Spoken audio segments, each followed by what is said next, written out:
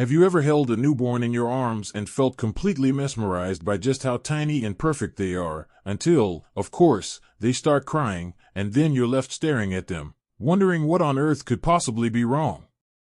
It's a moment so many of us remember, especially if you're a grandparent helping out with a new baby in the family. That sudden, loud cry can catch you off guard, even when you've raised a few of your own. And here's the thing, babies cry. A lot. It's how they communicate. They cry when they're hungry, when they need to be changed, when they're tired, or even just when they want to be close. But every now and then, a cry can feel different. Sharper. Longer. More desperate. And you might find yourself thinking, this doesn't seem normal. If you've ever been in that spot, rocking a baby who just won't settle, checking diaper after diaper, warming bottles, walking the floor, singing lullabies, and still hearing that heartbreaking sound, then today's conversation is especially for you. Because understanding why babies cry abnormally isn't just about identifying problems. It's about feeling more confident, calm, and prepared to handle those moments with love and clarity. In this video, we're going to talk about 5 reasons why a baby might be crying more than usual or in a way that just doesn't feel right, and, more importantly, how you can help.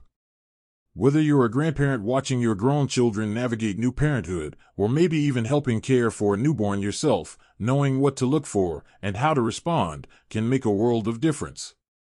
Let's start with one of the most common causes of abnormal crying in newborns: discomfort from gas or digestive issues. Now, this one might not surprise you. After all, a baby's digestive system is brand new. It's learning how to process milk, how to move things through, and how to release gas. And sometimes, when those little bellies get filled with air or things aren't moving quite the way they should, it can be downright painful for them. You'll usually notice this type of cry after a feeding. It might start out soft but quickly escalate. The baby may pull their legs up, clench their fists, or seem like they're straining. And no matter what you do, rocking, feeding, changing, the cry doesn't go away easily. It's because it's not about comfort, it's about discomfort deep inside. One of the most gentle things you can do in this situation is help them work it out, literally. Lay the baby on their back and gently bicycle their legs. That small movement can help ease the gas through. You can also hold them upright on your chest and gently rub their back, not just to burp them, but to help that pressure find a way out. Warmth helps too. A warm bath or a warm compress on their tummy, always covered by a soft cloth, can be incredibly soothing. But here's the key: it's not about fixing everything in one moment. Sometimes just being there, calm and confident, is enough. Babies pick up on your energy. If you're anxious, they get more tense. If you're relaxed, they start to feel that, too. And as someone with a little more life experience, you have a gift. You know how to ride out these moments. You've done it before, and even if it's been a while, that gentle strength comes right back. Another big cause of abnormal crying is overstimulation. This one surprises a lot of people. We often think babies need a lot of entertainment, music, toys, people talking, but the truth is, newborns are still adjusting to the world outside the womb. And sometimes, the lights, the sounds, the constant motion, it's just too much. A baby who's overstimulated may cry in a way that sounds more frantic. They may turn their head away, flail their arms, or even stiffen their little bodies. And in these moments, more stimulation isn't the answer, it's less. What they need is simplicity. Dim the lights. Lower your voice. Move to a quieter room. Hold them close with gentle, rhythmic motion, rocking, swaying, even a soft hum. These actions recreate the sensations they felt in the womb. And that can be deeply comforting. It tells their nervous system, you're safe. You can relax now. I can't tell you how many times I've seen a crying baby calm down just from a quiet room and a warm chest to lie against. There's something about skin-to-skin contact, even through a shirt or blanket, that speaks directly to them. It grounds them. It tells them they're not alone. And here's something else: when you're helping a new parent through this stage, they might feel overwhelmed too. Sleep deprived. Second-guessing themselves. wondering if they're doing something wrong. And you, just by being there, by offering a calm perspective, can do so much to ease both baby and parent. Let's pause here for a second, just to recognize how powerful that really is. You're not just caring for a newborn, you're helping raise the next generation. You're supporting the parents, offering the wisdom and steadiness that only someone with your experience can bring. That matters. More than you may realize. Now, we've looked at two of the more common causes of abnormal crying, digestive discomfort and overstimulation, but there's another one that sometimes gets overlooked, and that's a need for closeness or connection. Yes, sometimes babies cry not because something is wrong with their bodies, but because they simply need to feel safe and seen. Think about it, they've spent 9 months surrounded by warmth, sound, movement, and constant presence. Coming into the world is a huge adjustment. And while they might be fed, dry, and swaddled, they might still cry because they feel alone. And that's not abnormal at all, it's actually one of the most deeply human things we do. We reach for connection. That kind of crying can feel confusing, especially to new parents who've checked all the boxes: diaper, clean, hunger, federal burp, done. So why are they still crying? Because babies don't understand independence. They understand presence. They need to hear your heartbeat, feel your touch, and sense that you're near. That's not spoiling them. That's meeting a biological need. So if you ever hear someone say, "You'll spoil that baby if you hold them too much," you can smile and know better. You can remember that a baby's need for love is as real and valid as their need for food or rest. And your touch, your voice, your calm, it's not extra. It's essential. Now that we've covered those first few reasons why babies might cry more than usual, it's starting to become clearer, isn't it? Abnormal crying doesn't always mean something seriously wrong. Sometimes it just means the baby is overwhelmed, uncomfortable, or in need of connection. And with a little patience and know-how, there's so much we can do to help them through it. And once you start to really listen to those cries, not just hear them, but listen with your heart, you'll notice that they're all a little different. Some sound sharp, others are drawn out. Some come in little gasps, while others are more of a wail. It's not about becoming a baby expert overnight. It's about tuning in, little by little, and learning what each sound might mean. Now let's talk about another reason a baby might be crying abnormally, and this one often surprises people: sensory sensitivity or physical irritation. Babies have incredibly delicate skin and heightened sensitivity to their environment. Something as small as a clothing tag, a seam in their onesie, or even the temperature in the room can cause distress. It might not seem like much to us, but to a newborn who's still adjusting to life outside the womb, even the smallest irritation can feel overwhelming. And the only way they know how to tell us is, you guessed it, by crying. This kind of cry might sound fussy at first, but if it goes unnoticed, it can build into something more intense. You might notice the baby squirming, scratching at their face, or turning red. They might resist being swaddled or seem restless, even though they look sleepy. This is where slowing down can really help. Take a moment to check everything gently. Is their diaper rubbing in an odd spot? Is a hair caught around a toe or finger? Yes, that really happens. It's called a hair tourniquet, and it can be painful. Are their clothes bunching up or making them too warm? You don't have to obsess over every tiny detail, but just becoming aware that these things can matter, and checking calmly, can make all the difference. And when you do find something and fix it, that cry will often stop as suddenly as it started. It's like a tiny sigh of relief, and you realize, that's what it was. And let me say this, being the one who notices these little things doesn't mean you're a worrier. It means you're attentive. And that's a beautiful thing. There's a special kind of wisdom that comes with age. You've seen more, felt more, and you've learned to look beneath the surface. So don't be afraid to trust your instincts. If you think something feels off, it probably is. Now, there's one more cause of abnormal crying that's important to talk about, and that's when a baby is crying because they're not feeling well. This isn't about ordinary hunger or needing a diaper change. This is when something more serious might be going on, like a fever, an ear infection, or something else that needs medical attention. This cry is usually distinct. It may be high-pitched, persistent, or just different from their usual cries. You might hear it and feel it in your chest. Something in you says, this isn't just a fussy baby. This feels different.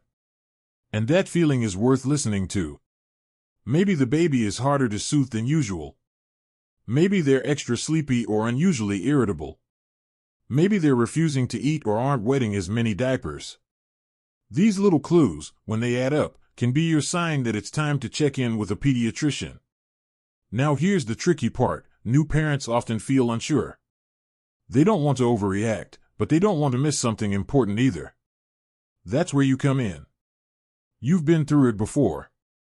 You've taken your own kids to the doctor, stayed up all night with teething babies, maybe even rushed to urgent care once or twice. Your presence, your calm voice, and your experience can be incredibly reassuring in those moments. And if your gut says something's not right, it's okay to encourage a checkup. You're not being dramatic. You're being careful. And that care, that quiet confidence, means the world when things feel uncertain. But let's not forget one of the most powerful tools we have when babies cry, our own response. How we react shapes the entire experience. If we panic, they often cry harder. But if we stay calm, if we breathe deeply, speak gently, move slowly, we send a signal to the baby that everything is okay. Even if we don't have all the answers yet, we're not scared. And that helps them settle, too. Sometimes, just being the steady one in the room is the best gift you can give. Whether it's your grandchild, a neighbor's baby, or even just lending support to a new parent, you have something priceless to offer: perspective. You've lived through sleepless nights, colicky phases, and teething tears, and you've come out the other side. That kind of experience isn't something you can find in a book or a blog. It lives in you. And it's not about fixing everything. It's about showing up, again and again, with love and patience. It's rocking the baby, humming that song you've known forever, and saying, "We'll figure it out." It's gently reassuring the new mom who hasn't had more than 2 hours of sleep, "You're doing better than you think." It's watching closely, listening carefully, and trusting your instincts. Sometimes, when a baby cries in an unusual way, it's just their way of saying, something's not quite right. And when you're there, tuned in, steady, caring, you help uncover the reason and bring peace back into the room.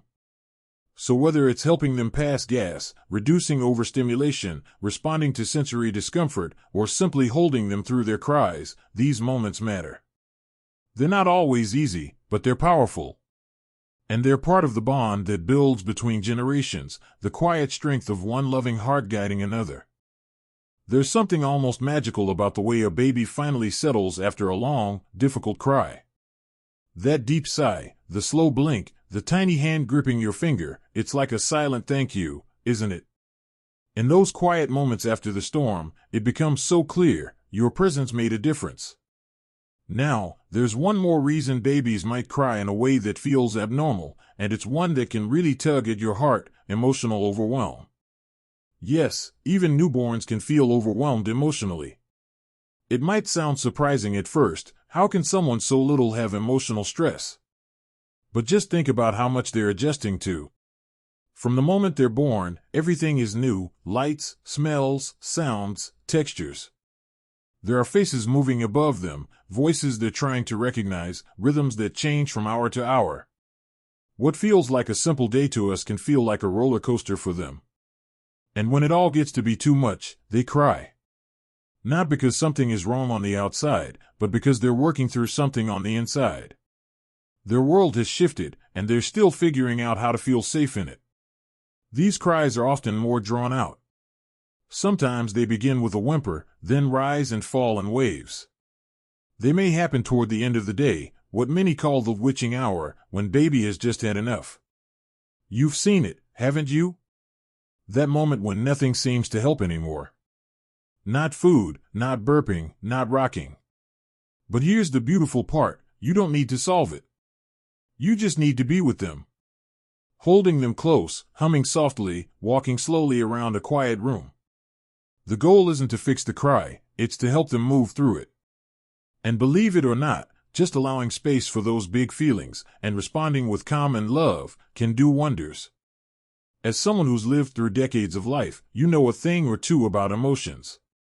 You've seen how sometimes the most healing thing isn't a solution, but simply having someone sit beside you and say, "I'm here." That's what these little ones need, too. Not perfection. Just presence. And that's one of the most powerful things you can offer as a grandparent or caregiver. You don't need to know everything. You don't need to have all the answers. Just being there, calmly holding space, is often enough.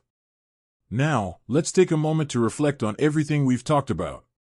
There are many reasons why a baby might cry in a way that feels unusual: gas, overstimulation, sensory irritation, illness, emotional overwhelm. And the way we respond can make all the difference. Not every cry is a crisis. But every cry is a message. And even though babies can't use words yet, they're speaking in the only way they know how. When we learn to listen, not just with our ears, but with our hearts, we become their greatest source of comfort. It's a role that goes far beyond feeding and changing diapers. It's about being the calm in their storm.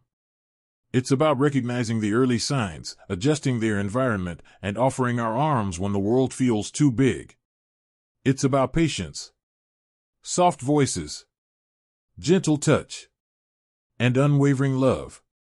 And here's something that may be even more important to remember: your role doesn't just impact the baby.